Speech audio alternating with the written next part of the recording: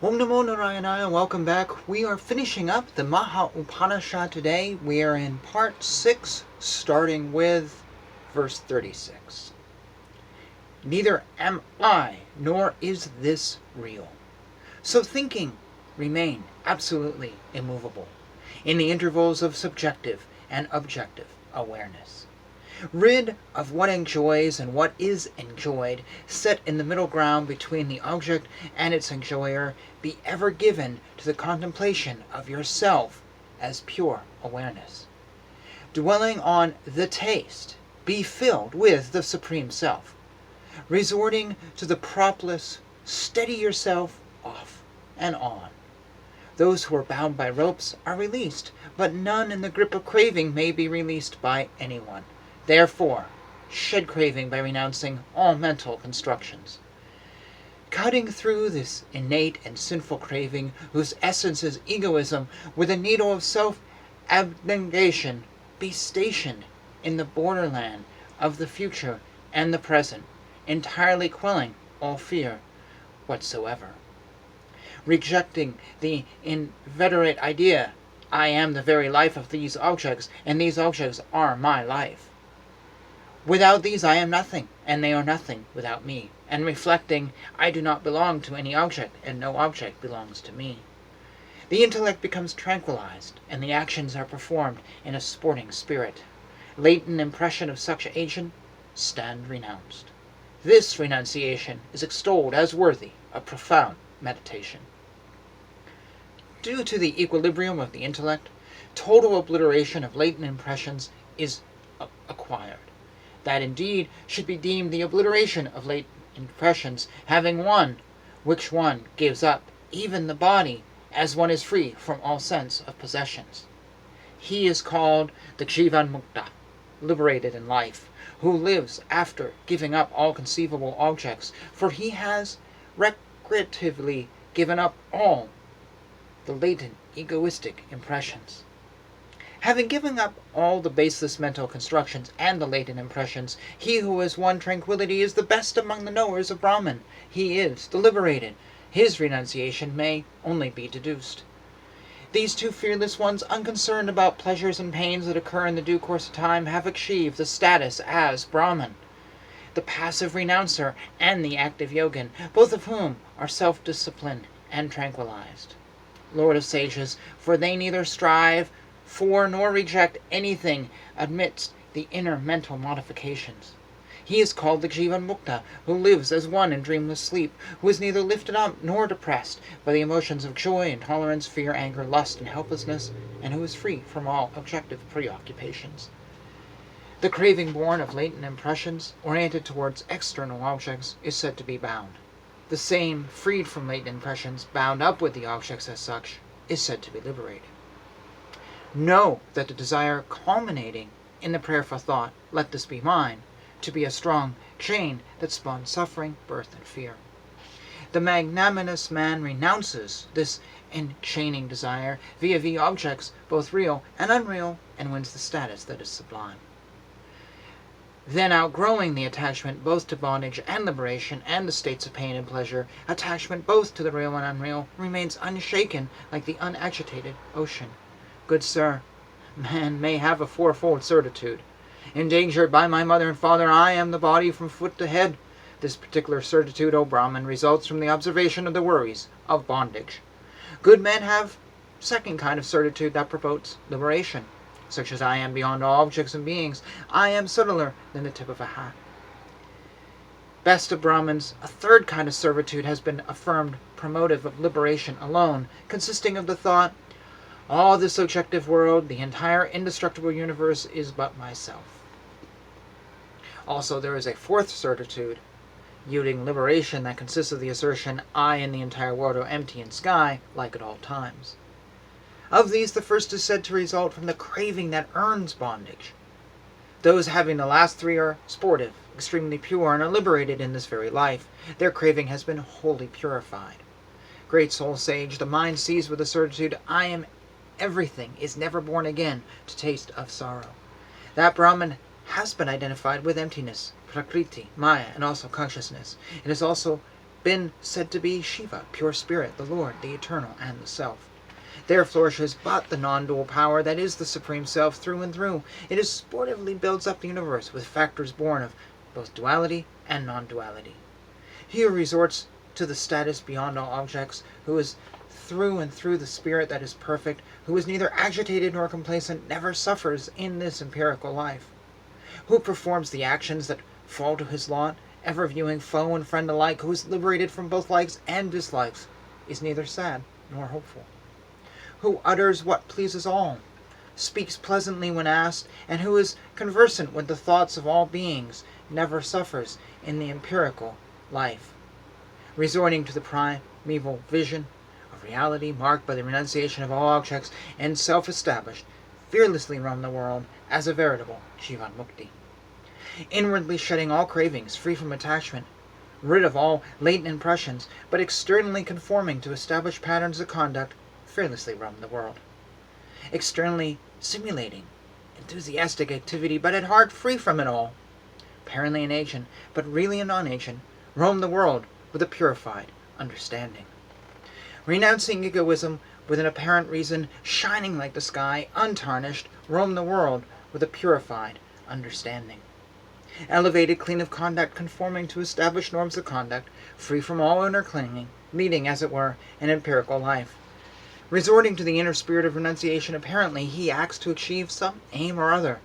Only small men discriminate, saying one is relative, the other is stranger. For those who live magnanimously, the entire world constitutes but a family. Resort to the status free from all considerations of empirical life beyond old age and death, who are all mental constructions, are extinguished, and where no attachments find lodgment. This is the status of Brahman, absolutely pure beyond all cravings and sufferings. Equipped thus, and roaming the earth, one is not vanished by crisis. By the prop of detachment, and excellences like magnanimity, lift up your mind yourself perseveringly in order to enjoy the fruit of Brahmanic freedom. Through detachment, it achieves perfection along the path of negation of object. The mind then is emptied of all cravings, as the pure lake is of water in the season of autumn. Why is not an intelligent man ashamed of clinging to the same dry routine of insipid actions day after day? Bondage is fashioned by consciousness as subject and its objects. Once free from these, liberation follows. Consciousness spirit is never an object, all is self.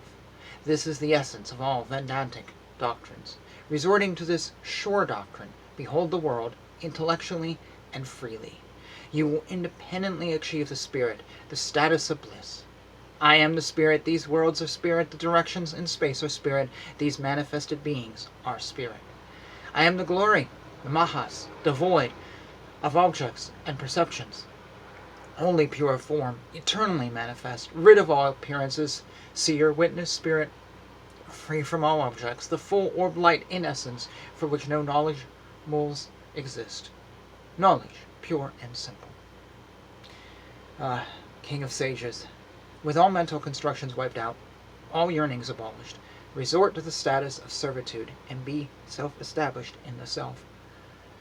The Brahman seeker after truth, who dwells upon the Maha Upanishad, becomes a well-versed Vedic scholar.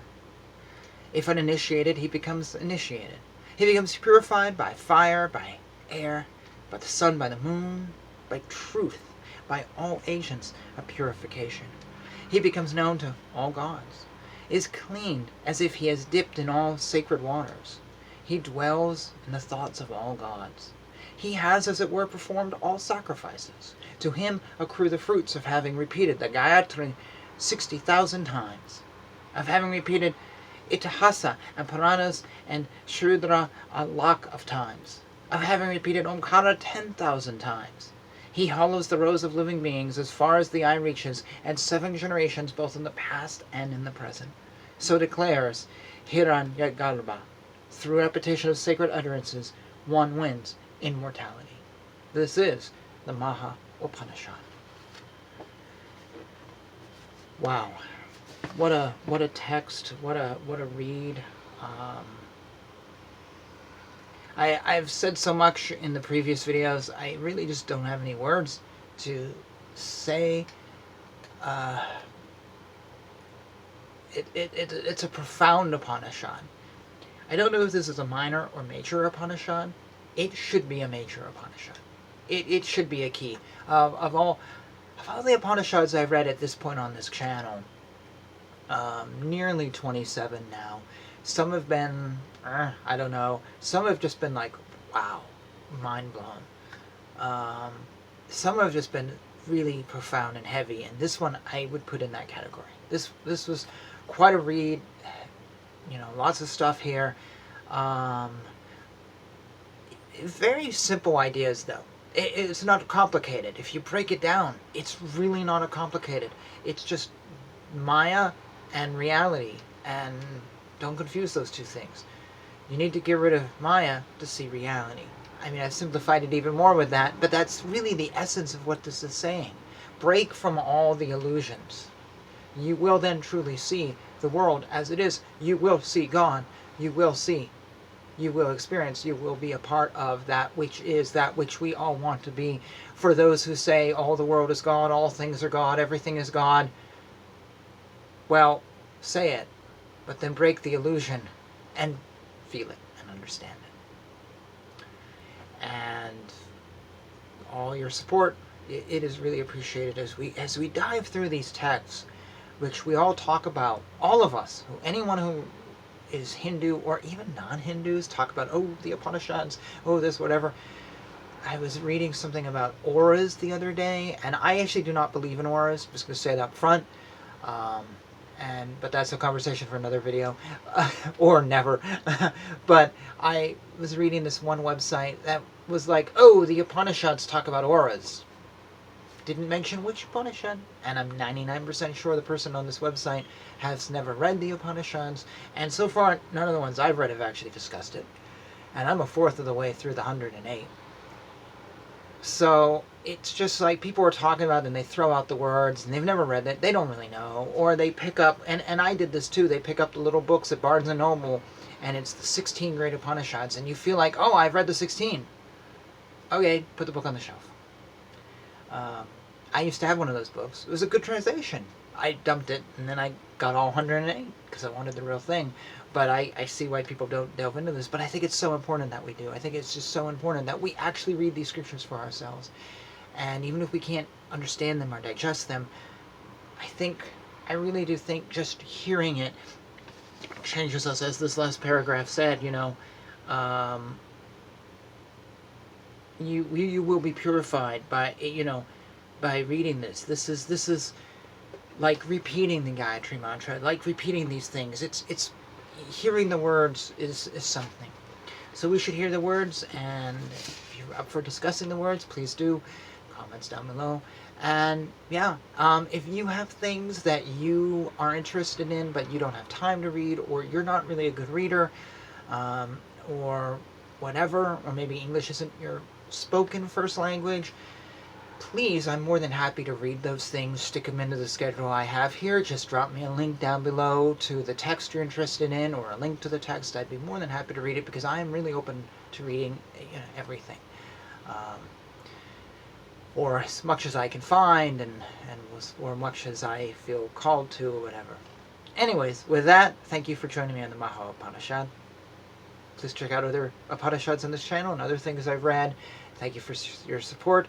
Hare Krishna, Krishna Krishna, Hare Hare, Hare Rama, Rama Rama.